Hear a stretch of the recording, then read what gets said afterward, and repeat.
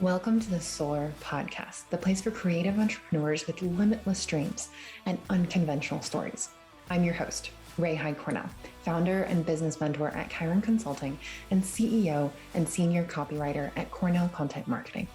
My goal is to bring you stories of what's possible so you can never tell yourself that your dreams are impossible.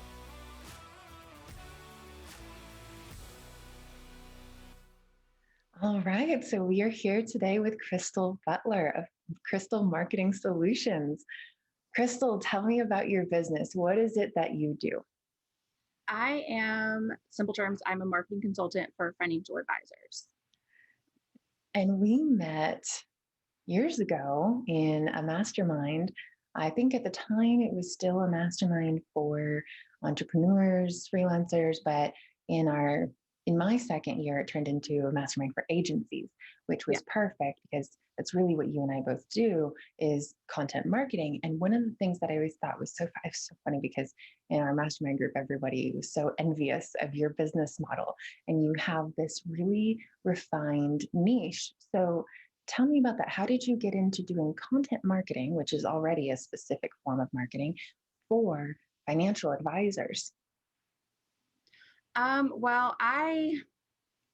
In college, I interned at a bank and was a graphic design intern, which turned into more marketing. It's basically just I was kind of thrown into it in a way. It's just how it landed in my lap. And then from there, I started working for a financial advisor. And from there, I worked there for several years, doing marketing, a little bit of service. And then I met my now husband. And ended up moving where he was, which is actually my hometown, and started thinking, hey, I could probably still work for this advisor. And I really, when I was working for him, I wasn't fully taking advantage of all of my hours, which is why I started doing some service work as well. So I knew when I transitioned, I wouldn't be able to do service. I could just do the marketing side, and that wasn't even a full-time gig. I was like, well, maybe I could pick up another advisor. And it kind of stemmed from there. I mentioned it to my former employer, and because he was an entrepreneur himself, obviously, he was fully supporting and me kind of branching out since we knew inevitably I was going to be moving and leaving. So he wanted to keep me on the team and encouraged me to start the venture. So. Wow. So that's I think, a unique situation. I feel like a lot of employers, when they're like, what? You're leaving us to do your own thing? Like, it's like this, I don't know, it almost turns into a bit of a rivalry, even if you're providing completely different services. But it sounds like your employer was really supportive and encouraged you to build. Was. Yeah, he was definitely, previously at the bank I was at was a completely different experience. So to have an employer like that was so supportive, was super helpful. I mean, and I'm still working with him today. Yeah. Oh, really? So how long has it been? 10 years as of September. So. Wow, 10 years with the same client. Mm-hmm. Wow, that's amazing. So what was that turning point experience for you where you realized that the traditional 8 to 5, 9 to 5 kind of W-2 job wasn't really what you wanted long term? And with my situation, it was a little unique, obviously, because I still had the mindset, even in September when I moved here, I'm still in my hometown, and set up my home office and continued to work for my former employer, well, now client. I still had the mindset of 8 to 5. Like I thought I had to be at my desk and at my phone from 8 to 5, 9 to 5, whatever. And if I wasn't, like I had to hurry up and get back really quick. And it took some adjustment for me to be like, I don't need to be doing this. And I'm so productive anyways. It obviously wasn't a full-time gig. And I still got stuff done. It didn't matter when it got it done, as long as it was done. And so it was a lot of life transitions. I was getting married, I moved, just all the things. So it wasn't instant by any means. It took me like a year or so, I think, to finally get more comfortable with it. Mm-hmm. And then even I think when I first felt a little bit more freedom, I even took my phone with me everywhere I went. It's like, I have to have my phone on me during this workout class.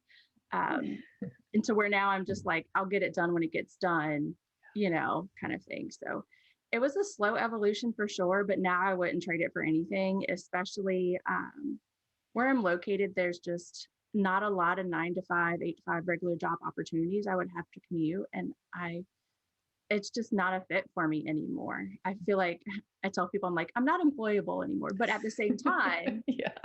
I know at any point if, it all blew up, I'm definitely like, I can make it work, but it's just such a better life that I envision for myself. Well, Um, and it's interesting that you say that, like, if it all blew up, because realistically, if you think about how much it would take to actually blow up your business, I mean, you're working with how many clients right 16. now? 16. You would have to get fired by 16 people Mhm. within the span of like 2 or 3 months, as opposed to if we're working a regular W-2 job, you have to get fired by one person at some time, whenever, at their discretion, Right. and you have no safety net. Yep. So, I mean, realistically, this entrepreneur agency model is much more secure Yep. than a traditional 8 to 5. Yes. Yeah. And there's just, I mean, it's definitely not for everybody. You have to have your own structure, and that evolves quarterly, I feel like, if Yeah. not more often, but it's not for everybody. But when you like, the big picture is yes, I feel a lot more secure now for sure, um, in the career and where we're at and all of that. So it's all awesome. And what has it been like for you?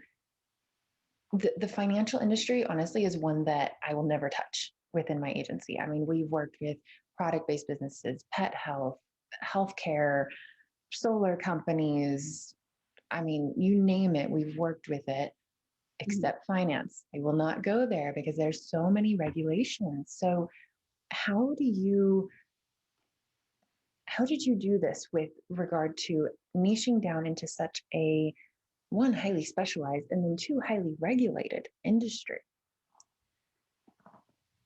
Again, it was just my background. Mm, So it wasn't really like starting out. Of course, I had my former employer who's a financial advisor. And at first I was like, maybe I'll just work with white collar mhm. businesses like attorneys, CPAs, and financial advisors, and like niche there. But that really didn't even pan out that way.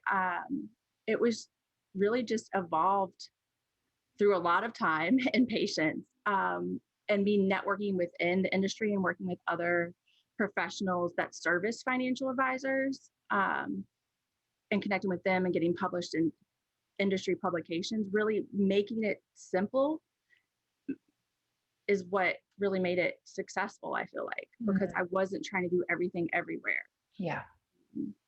And it helped again, like with me having the freedom and the time, I wasn't doing all the things. So I could really use my time wisely when I was focusing on that. Yeah, and it sounds like it was actually easier for you to grow, because if you have a niche and it takes some time to get there. Usually when you're starting out freelancing, you want to be a generalist. You want to do all the things, get your hands on all the projects, work with as many industries as you can, figure out what you like, what you enjoy. But eventually when you figure out, okay, I want to niche down in this particular area, sounds like, you mentioned publications. When you have that really refined niche, then you can connect with your ideal clients so much easier, because you do have those very specific publications or websites or organizations to get in front of them. Right, exactly. And that's not to say, too, throughout the evolution, I have worked with a couple of local businesses or whatnot that were not in the niche, but I think that helped even support. I could help them, but it just wasn't the best use of my time. I could see where it was just more draining for me because I had to shift those mental gears Yeah. um, a lot faster, or it was just more difficult, and it just wasn't what I was looking for, if that makes sense. Yeah. Yeah, absolutely. So when we were in the mastermind together, one of the things that I alluded to earlier was that everyone was envious of your business model. A lot of us were doing content marketing, including myself, and you have a unique way of approaching content marketing. So tell me about that and why we were all like, oh my God, this is so brilliant. And it flatters me, of course, that y'all think that, but I feel like it was just the evolution of how it all went out. In my first career at the bank, when I graduated, I worked a lot of hours. I worked the 50 to 60 hour weeks. I would work during the day, work out, take my laptop home and work until it was bedtime. Like it was crazy. Um, and then when I transitioned to my former employer, who is now still a client, he had one of his big things. He expected you to work hard, of course, but he also expected you to have balance. And so he started instilling that in me, which I feel like that deep down that was already in me. And so with that, I also knew I was more productive than the normal, or, you know, the people that maybe did it before me or people around me. Um, so it just kind of evolved when I transitioned from being an employee to a contractor. I already knew I wasn't going to be filling up those 40 hours, even though I kind of tried to at least be at my desk, which, yeah, we discussed that already. But it just kind of evolved, and then I got in that comfortable place. And then I also, as the business grew, it took time, but as the business grew, clients, um, I figured out that I just had a mental max capacity. Like I just was not effective. I was not, it just wasn't. Even yesterday was a really long day for me, but it was a 6.5 hour day. But it's 6.5 hours of like dedicated brain space work. And then I'm done. Like, and even that I could tell around almost at the 6 mark, I was like, I really need to be finishing up. Let me just, you know, delegate these or move these to another day, because I'm not going to be my best self for my family after the fact or for these clients that I'm working with. So it was really an evolution of, I really like not having to work 40 hours and knowing I didn't want to overextend myself at the same time. And just kind of just how it worked out. I feel like that's not a great answer, but that's just, and now because I'm there and I know myself, if like I get to the 30-hour mark in 1 week, for some reason, I'm not my best self again with my family. So I've got to keep myself in check with my family and my health and whatnot. That's just what I have to do to keep myself accountable. Yeah. So it's interesting because I was actually referring to your model of content marketing around basically using the same piece of content for multiple clients. I feel like I never fully understood that model within your business. And I really want to go into that more. But you brought up something that I was going to ask you about later, which is your work-life balance. And that's something that I've always so admired about you. You set this limit for yourself. You say, okay, I don't want to work more than 30 hours a week. And then it came down to 25 hours a week. And now you have baby number 2 and it's 20 hours a week. And that is something that I feel like, especially for entrepreneurs, is so hard for us to maintain. We tend to be people pleasers. We tend to think that everything is an emergency and it has to happen right now because this client said they need it. And then we add all these extra layers on top of it that say, oh, they said they need it, so that must mean they need it today. Instead, when you actually ask the client, they actually need it in like 2 weeks. And so we put all this pressure on ourselves to get everything done right now.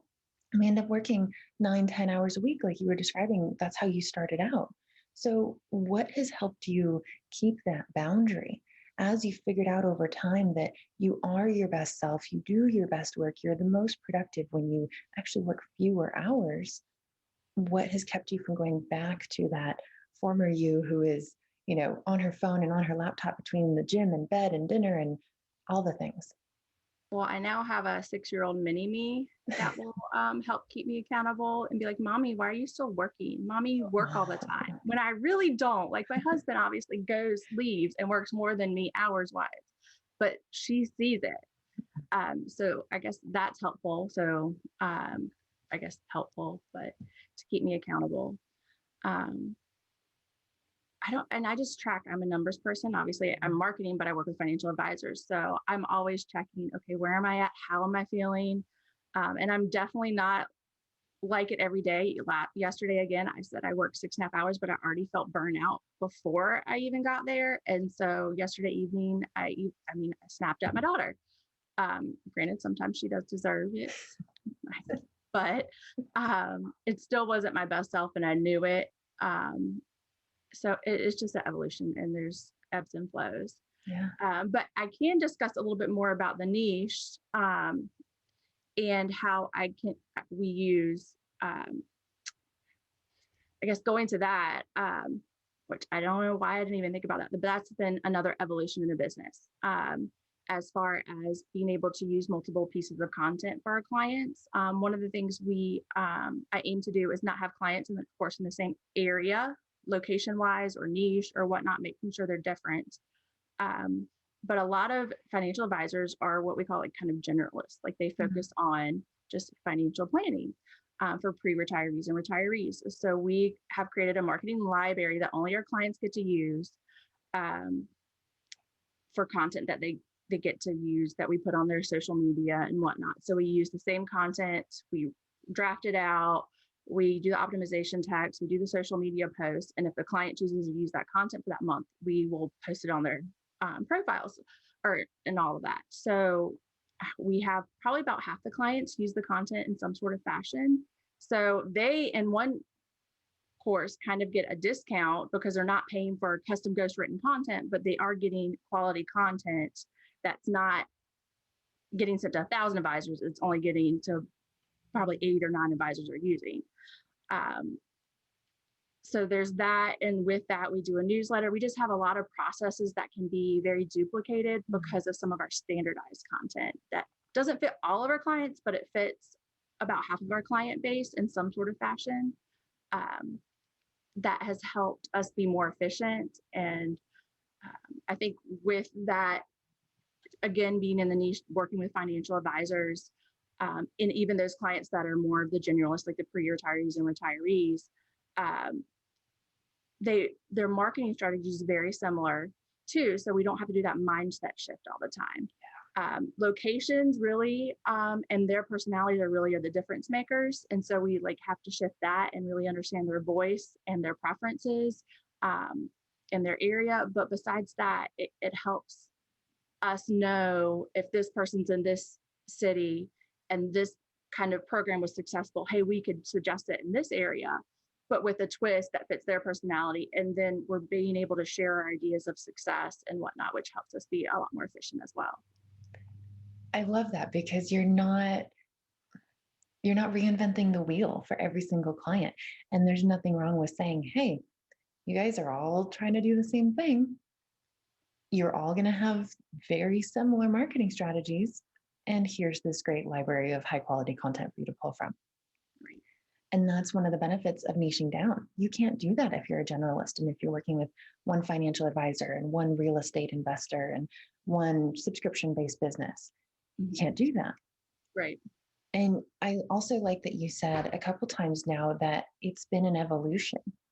And it sounds like you've been very open to developing your business and letting it grow and evolve to be whatever it needs to be to fit in with your life and support your life while also getting the results for your clients.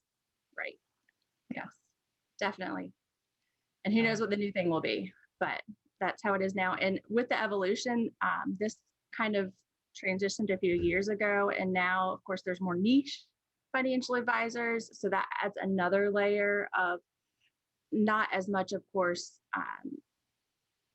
of using that content, but still the systems we have in place for creating that content and optimizing and promoting can still occur for the custom pieces for the niche clients. So it all works together. And at the center of all of this is your personal life, your family life. You're prioritizing that over the business and allowing the business to support the life that you want, which I think is something that a lot of us, especially when we get caught up in the to-dos of the day, or especially in the beginning, we get that backwards. We think we have to prioritize the business and we have to minimize all the things in our lives, like, working out, being healthy, getting sunshine, taking a break away from the computer, spending time with your loved ones. That all gets cut down in order to support the business. And you've allowed the business to evolve always with that priority of your family. And so I also wanted to ask you, because I feel like as we were talking about before our episode started recording, you're in this tipping point where you're starting to consider, is it time to let your husband retire and then come work in your business? I mean, what factors go into making that decision? Um, one of my challenges has been over the last year, and this kind of goes starts with that. Um, is there's so much opportunity out there right now. So finding well that, and I know while I feel like I'm a good boss and a good leader, I know I expect high quality. So I might not be the easiest person to work for, but I try to be, but it's been a challenge to find people that mesh well in the business with my other contractors and team members and me, and knowing it's good fit. It's hard to find in I think any job, something that's a good fit. Yeah. And with that, I have this, budget and idea of a person that we need in the business to help grow if we want to grow in the next few years. And we've got to start now. And with that, my husband isn't the happiest at his current job. Um, and so I just one day it was just clicked. I'm like, I'm wondering if this is what is supposed to be happening. Are we should we try to train my husband, who of course has no background, so it's going to take some time, but he's completely competent and capable to work in the business with us, and then that would also give him a lot more flexibility and be able to for him to have enjoy his hobbies that he can't do now, and be happier and healthier. um, so it's awesome to be like, I'm not like I'm a mom boss, but I'm also like I'm empowering my husband to kind of be a dad boss partner in it. Yeah. I know it's going to have its challenges like with any relationship, but he's kind of excited but kind of scared. We both are, I guess, to see how it would transition. But I feel like one of the things I wish I had told myself in the very beginning is like, it's okay to fail. It's okay to try stuff. And if it doesn't work out, it's okay. Like you learn from it and it'll evolve into something else. And so that's kind of how I'm going into it. Yeah. I'm hoping, fingers crossed, it works out. I really want him to be able to enjoy his life more and be able to go fishing in the fishing boat that he hasn't taken out in a year. We talked about that last night. And do all the things that, like, especially as Corey, the baby, gets older, like being able to take him fishing and do those things, but still be able to work and provide for the family at the same time. Yeah. So your business has allowed you to prioritize your quality of life, your time with your kids. And now potentially this is something that you guys are going to try out. Your business could be doing that for your husband too. Yes. Yeah. Which I would have never thought that starting back in the day. And I don't know, I kind of thought it, I guess. And at first it was kind of a joke, but now it's like, yeah, he could do this. Yeah. So, yeah. I remember when Wes started working in my business on the Cornell side, he was just he's like, I can't drive for the rest of my life. He does, long distance, heavyweight hauling for FedEx. And he's just like, I can't just sit behind a wheel for the rest of my career. And he's much smarter than, oh, I'm just going to sit here and, turn to the left a little bit, turn to the right. He's not being challenged. And so we started figuring out, okay, so what are you good at? You're very detail oriented. You love computers and technology. I mean, he built all the computers in our house himself. What about web development? That's kind of an extension of that. Let's see if you like that. We just tried it out. Turned out he really enjoyed it. There were a lot of frustrations in the beginning while he had to learn the software and those sorts of things.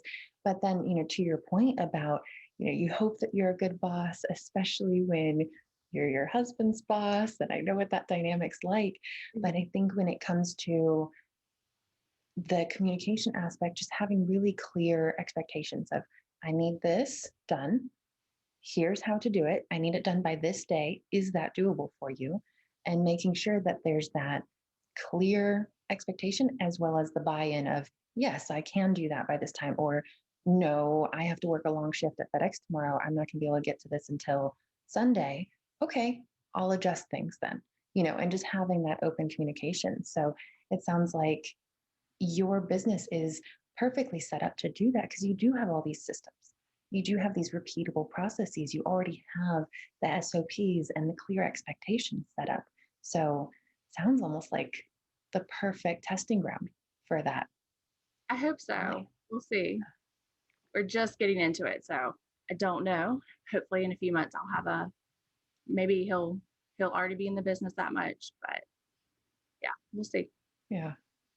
So, what are some of your best tips for someone who wants to go from full-time W-2 traditional employment to not just freelancing, but owning an agency? I think that's one thing that you in particular have just so much expertise in that agency model, really respecting contractors' time commitments and how much or little they want to work. What would you advise to someone who might be wanting to get into the agency model themselves? And it's funny when we were in that mastermind group and they transitioned to the agency model. I was like, do I even have an agency? And she's like, yes, you do. And I'm like, Yeah. oh, okay. I didn't even realize. Um, but I'm trying to think. Again, don't be afraid to try stuff. Don't be afraid to fail. Like fail's a bad word, but it's a good word because you learn from it. Yeah. Um, of course, my experience, everybody always says, and I don't know, but start with a side hustle. Mm, But I feel like I think it depends on where you're at in your career or who you're working for. If you're wanting to start um, your own business because that's really your passion, the side hustle is great. But I think people also need to consider their health if they're in a really bad environment. yeah. Sometimes it's okay to just take the leaf. Your health is, if you can, just take the leaf, cut back on, see where you can cut back, move back in, get a roommate, something, but your health is so important. Yeah. It's going to be mental health, physical health is a constant struggle and process for me now, even 10 years later. And so, especially for my kids, I want to be healthy and see their my grandbabies and all of that. And so you've got to make that a priority now, or else it won't be a priority later. Um, Trying to think, I did right. Oh, and one of my big things, and I know imposter complex is now kind of more of a trendy term or whatever, and it's very more, but I didn't think I was capable of doing this. When I started out, my big dreams, I have far surpassed that. And so because I just didn't think I could do it, I guess I didn't know my capabilities, and I just thought I was faking it till I make it, but really I was getting it done. Yeah. So just have confidence in yourself. Like you are unique in that you even want to do this, and that you're setting aside the time to focus on it. And not a lot of people do it. And I don't think what I do is hard, but I guess at the same time, not everybody can do it because nobody else is really doing it. So, Yeah. um, I I agree. think I think have faith in it's, yourself. yeah. And it's not so much, to your point, it's not so much that it's difficult. I mean, writing blog content and social media content, that's not a difficult thing that we do at Cornell, but it's the courage. It really does take courage and it takes discipline to actually get up. And when your whole day is yours, to actually sit yourself down at the desk and do the work, knowing that this is what's going to give you the financial freedom, the freedom of time, support of your family, all of those things. Yeah. Yeah. And then you also said one thing earlier that I thought was so important to point out, which is you said that you guys, if you want to grow a few years into the future and continue to grow, you have to start now. And in an agency, that's one of the things that I think we don't really talk about often, which is hiring, how and when to hire. And you really have to start trying to find that perfect fit person. Because again, you mentioned that as well, that you have a particular idea of the kind of person that you want in this role. And it's going to take some time to find that person, especially if your husband decides he doesn't actually enjoy this kind of work and he doesn't want to do it. But you have to start way before you actually need the person to start finding that person, training that person, and giving it a fair go. Right.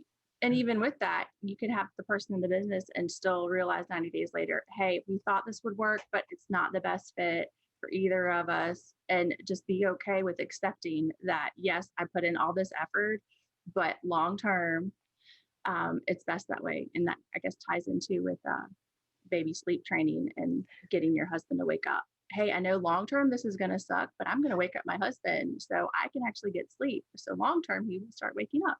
Sorry, I was just tying in a rant with the baby going on as well. Yeah. I think long term and big picture. And long term isn't even like 10 years from now. I feel like 10 years ago, like I created a 5-10 year plan in my business, but now like I'm like, long term is like a year from now. Nowadays, stuff evolves so fast. But yeah, Yeah. gotta the bigger picture. Especially when you have a family and when your family unexpectedly grows.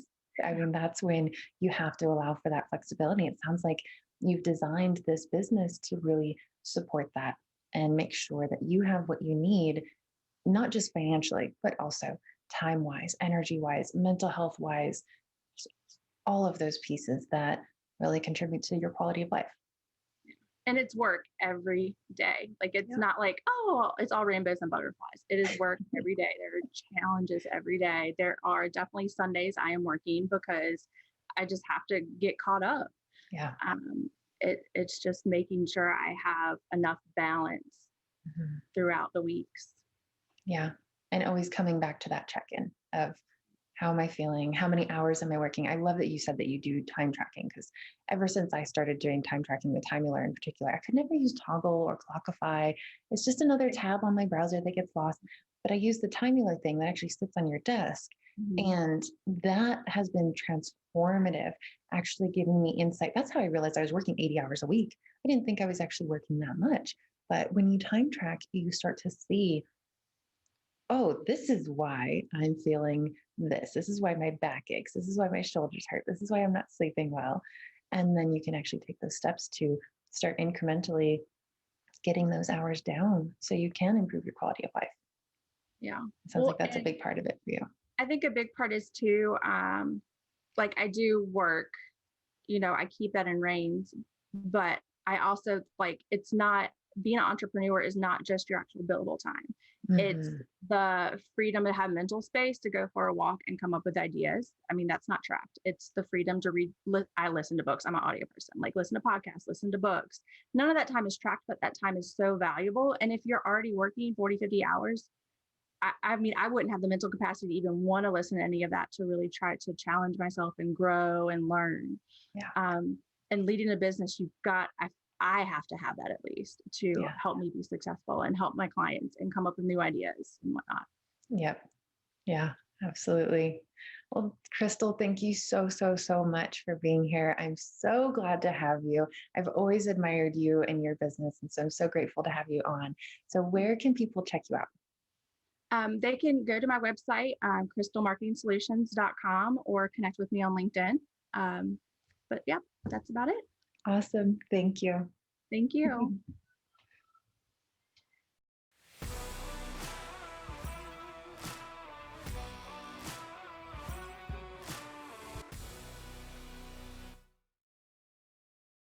Hey, it's Ray again. Thanks for listening. If you liked this episode, please subscribe and rate us on your favorite podcasting platform. We're on iTunes, Stitcher, Podcast Addict, YouTube, and more. And want to be a guest on the show or know someone who has an amazing story of entrepreneurship? Apply on our website at www.chironconsulting.us/podcast.